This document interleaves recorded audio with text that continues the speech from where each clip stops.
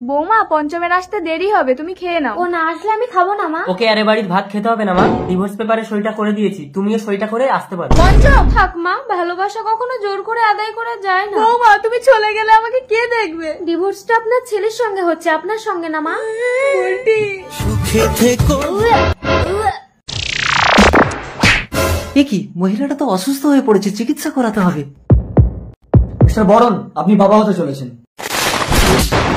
কিছু মনে করবেন না, আসলে ডাক্তারবাবু আমাদের এলাকায় নতুন। বাই দ্য বাই, আপনাদের বাড়িটা কোথায়? বর্তমানে আমার কোনো বাড়ি নেই। সে কি?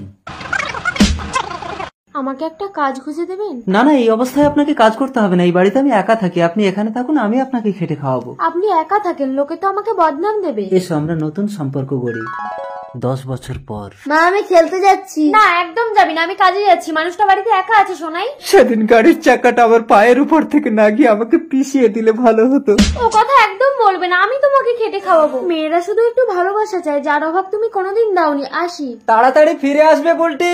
ঠিক আছে। পঞ্চম কে? কাজ থেকে ফেরার পথে আপনার ওষুধগুলো দিতে এলাম।